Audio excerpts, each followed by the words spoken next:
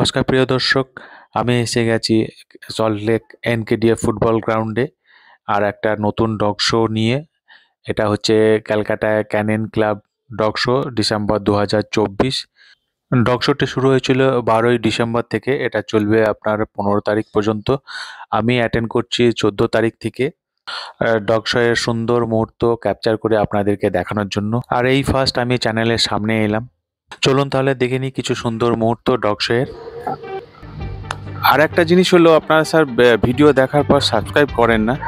তো প্রিয় দর্শকবৃন্দ, আপনাদেরকে রিকোয়েস্ট করছি ভিডিওগুলি দেখার পর চ্যানেলটিকে সাবস্ক্রাইব আর লাইক করে দিন, তাতে আরও চ্যানেলটি ইমপ্রুভ হবে আর আপনাদেরকেও আমি ভালো মুহূর্ত শ্যুট করে দেখাতে পারবো। তো প্লিজ রিকোয়েস্ট করছি দর্শকবৃন্দ, চ্যানেলটিকে সাবস্ক্রাইব করে রাখুন আর লাইক করে দিন ভিডিওগুলিকে, তাতে আমার আরও কনফিডেন্স বাড়বে আর ভিডিও আরও ইমপ্রুভ হবে।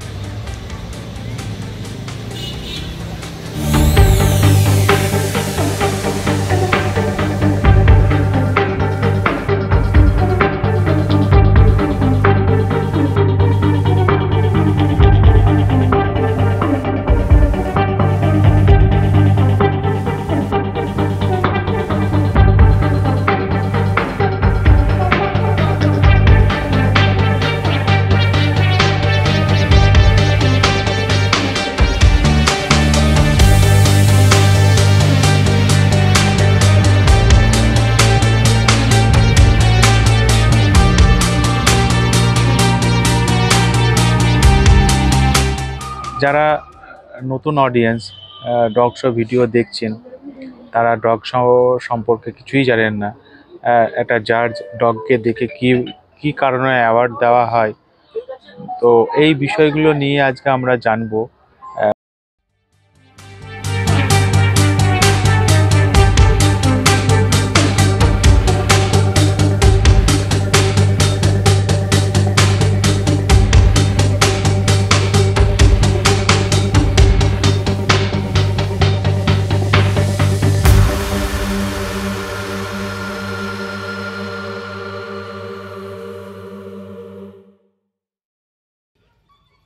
শোতে বিচারক কুকুরটি কি করে সরাসরি সিদ্ধান্ত নেন না, বরং কুকুরের কর্মক্ষমতা এবং বংশের মান মেনে চলার মূল্যায়ন করেন। এটি কিভাবে কাজ করে চলুন তাহলে দেখি। 1 নম্বর, ব্রিড স্ট্যান্ডার্ড।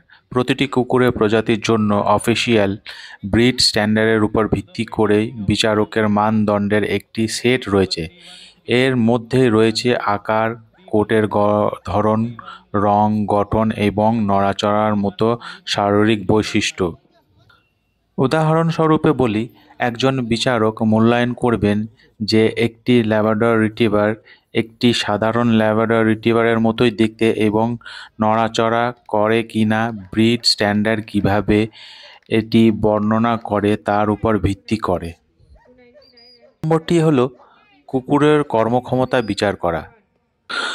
কুকুরের প্রদর্শন চলাকালীন কুকুররা সাধারণত বিভিন্ন ইভেন্টে অংশগ্রহণ করে, সেখানে তাদের শারীরিক বৈশিষ্ট্যের উপর ভিত্তি করে বিচার করা হয় বা বাধ্যতা।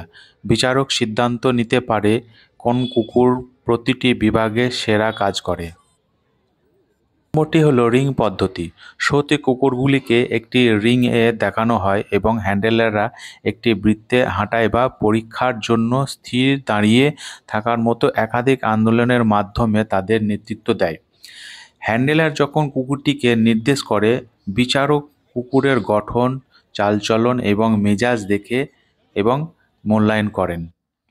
সর্বশেষ 4 নম্বরটি হলো স্থান নির্ধারণের বিষয়ে সিদ্ধান্ত। প্রতিটি রাউন্ডের শেষে বিচারক সিদ্ধান্ত নেন যে কোন কুকুরগুলি সর্বোত্তম প্রজাতির মান পূরণ করবেন।